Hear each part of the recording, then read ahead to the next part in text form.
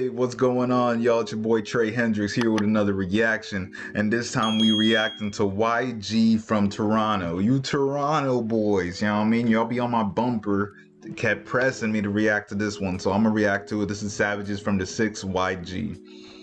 So, a little backstory. First time I reacted to YG was the top 5 joint Heard of Me. YG made a reference to Smoke Dogg's death in a bar. I believe it's like his brain's leaking on Snapchat or some shit like that.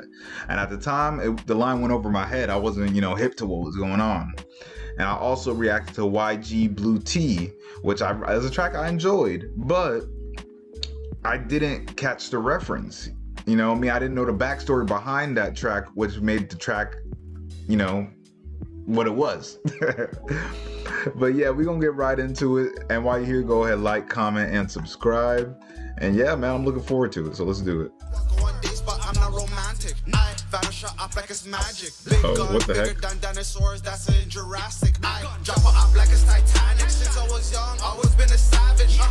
There you go. All right, rewind, boom. But I'm not romantic. I vanish up like it's magic. Big gun, bigger than dinosaurs. That's in Jurassic. I drop her up like it's Titanic. Since I was young, always been a savage. Big gun and do lots of. This is 25-year-old Shamori White, better known as YG. He's a popular Toronto rapper and a member of Driftwood's Wasp Gang.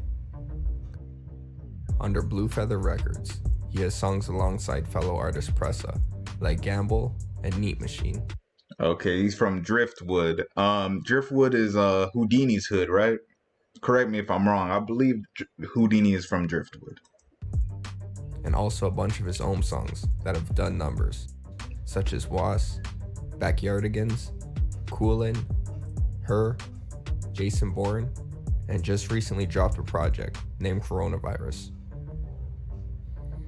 YG is a talented artist, but is also known in the streets, as well as to police, with an interesting backstory. So today, on Savages from the 6, we'll be taking a look at YG. So YG was originally from Jamestown, an area in Rexdale that's no stranger to crime. He lived with his mom, who was usually busy from work, and Rexdale and Driftwood are the two hoods that got static, right? Wasn't home. So he'd often spend his time at his grandma's, who lived in Maze by Jane and Shepherd. Eventually, he would move in with his aunt in Shoreham Court, Driftwood, and stay there for good. He says he bounced around a lot from locations in the West End while he was growing up. YG's parents were longtime friends with the parents of Pressa, so naturally, they became friends when YG would be around Driftwood. Hey, that's lit. I rock with Pressa. I rock with Pressa heavy. He dope. The two had a good friendship, and soon enough, YG was part of Pressa's group, which at the time, the Young Buck Killers. But YG wasn't just productive in doing music, but also in the streets. So now, let's take a look back at his history. In 2011, the police launched Project Marvel, investigating the Young Buck Killers, with a focus on Pressa's older brother, Mark Gardner, who was an alleged leader of the gang. There's a public document following parts of the investigation, and YG's name, Shamori White, comes up a bunch of times. It follows YBK and their alleged involvement in firearm and cocaine trafficking throughout the country. Not a good In look. October of 2011, police say YG robbed a man who went by Brains of a gold chain, among other things. A day later, police were called to 390 Driftwood Avenue after reported domestic abuse. YG was arrested, wearing the same gold chain he had just robbed. This goes back, this is what I've been saying like the last 3 videos, you feel me? Like, you gotta watch how you move. I can't say this like 1,000 million times, you feel me?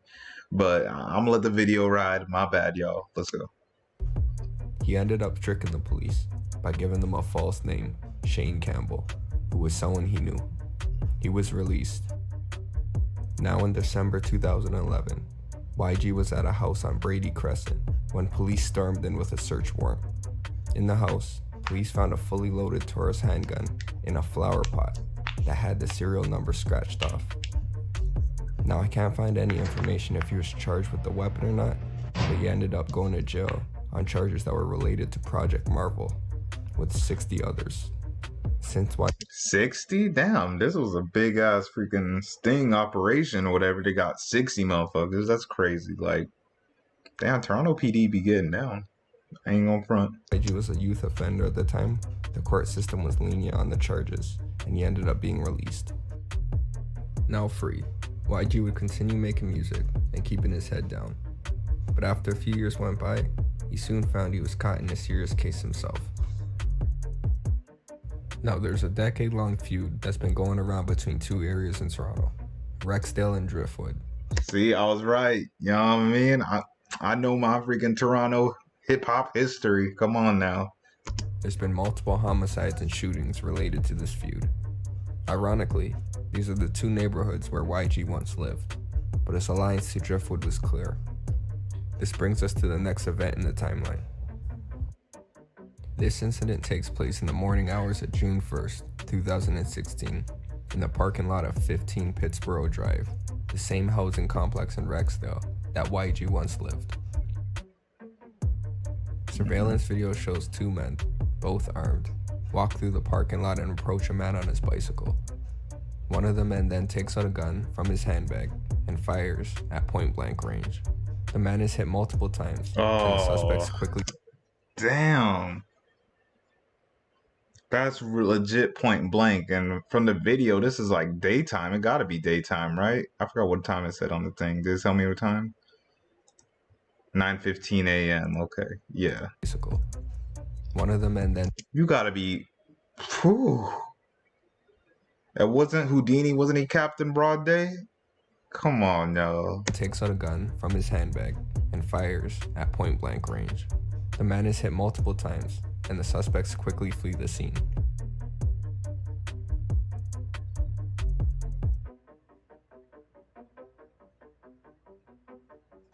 The victim was identified as 20-year-old Nathan Lay. He was quickly rushed to the hospital, and despite several bullets piercing his lungs, he survived the incident, although he was tragically left paralyzed and in a wheelchair. The police believe it was a targeted shooting, and they began their investigation. At the time, they had no leads, but things changed 1 year later. It's not clear how, but eventually, the police were able to come up with two suspects. Then 21-year-old Shamari White, YG, and the other man seen in the video. Then 23-year-old Ibrahim Abdi Karim. A few short weeks after their picture went on the news, Ibrahim was caught by police and charged. YG was wanted on a slew of charges, with the heftiest being an attempt. That's crazy in broad day, though. I mean, if whoever allegedly, shot this dude, why? One, I wish you could speculate on what was the motive, because at least in the picture, he looked like a civilian. He didn't look like, he was affiliated, but I could be wrong. I don't know. If y'all know a little bit of the backstory, feel free to share in the comments. Let's not get anybody indicted or nothing. Just give me a little backstory. But I'm still not over that, because I'm not used to people moving like that where, you're going to do a crime like that in broad day that early in the morning. You feel me? But did murder, but he was nowhere to be found. He was now considered to be on the run, as well as armed and dangerous. So he's on the run right now. In custody, the police now shifted their focus and began to crack down on getting YG. While they searched Toronto and all of Canada, YG made his way across the border and into the United States. During an interview with We Love Hip Hop, YG talks about how when he was on the run, he traveled all over the states, as far as Los Angeles. He was going to music shows and house parties, and talks about meeting up with other Toronto artists like Killy, Wonder Girl, and 88 Glam. Yo, he was really out here moving like that on the run. That's crazy, yo. Who's his plug to get?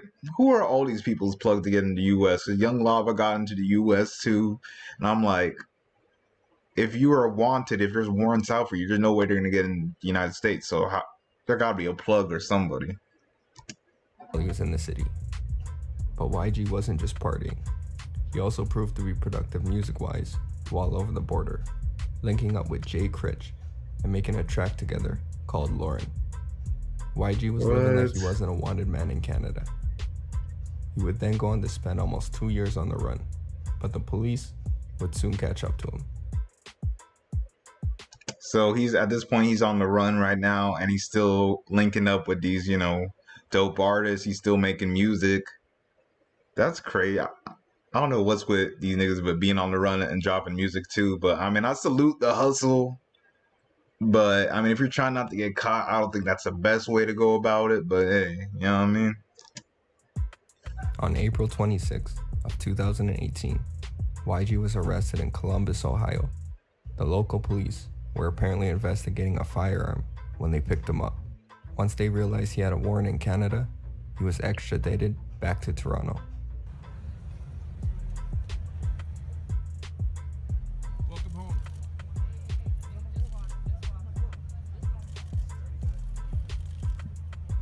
Now that the police finally had YG, he was facing some heavy charges. Pressa stepped in and paid $50,000 to a lawyer, Anthony Robbins, the same lawyer that helped clear him of his charges in his publicized kidnapping case. Now this lawyer is basically the Better Call Saul of Toronto. He gotta be. Like, how is he getting these niggas off? You feel me? Like, come on. He gotta be. I love Better Call Saul too. That was a good show. But you gotta know some people. He gotta be doing some shit under the table, pull some strings to be making shit happen. I need to write this dude's name down next time I'm in Toronto, just in case I get caught up in some bullshit. I try not to be. Y'all know how I preach how to move. You feel me? You know what I mean? But you never know. Because even though YG was allegedly caught on tape, plus went on the run for almost 2 years, he still managed to have his charges dropped in relation to the shooting. It took people by surprise because YG wasn't expected to beat the case. And his accomplice in the crime, Ibrahim, well, I couldn't find any information about his charges and if they were dropped or not, but he was out of jail around the time of July 18, 2018, because he was arrested in downtown Toronto at Front and Spadina, along with 5 other people when police executed a search warrant. 2 guns were seized, so I'm assuming he's in jail at this point. As far as YG, he was released and once again in the free world. He was cleared in the case, but there's still questions as to... So that's crazy. So you go on the run for like 2 years and you still beat the case? How? Like, that, here in the States, that shit would never happen. But probably doesn't happen often in Toronto or Canada either. You know what I mean? I feel like he's just the exception, not the rule. Because I'm pretty sure most people, you ain't getting those charges dropped. They're going to stick some shit on you. Whether or not he was responsible for the shooting. Now it's obvious that YG denies any involvement, hinting at his case in the track Gamble, saying, They tried to frame me, it was a scandal. But for now, we can just hope that he continues to focus on music and tries to stay out of trouble in the streets. Yeah, so let me change the screen right here. So yeah, that was Savages from the 6 YG. That shit crazy, man. I don't know how he beat that case. I don't know how. That shit would never happen. Baby, salute, you know what I mean? I feel like now that he beat the case, if he just focuses on music and not the bullshit, but that's easy for me to say. I'm not affiliated or nothing. I feel like once you're in that life, it's kind of hard to break out of it, even if you're getting like legal money with music and shit like that. You know what I mean? But hey, wish YG the best. I'm gonna react to more of his shit. I did like that Blue Tea joint, so I'm gonna react to more of it. It's your boy Tre Hendrix. Thank you. I'm out of here.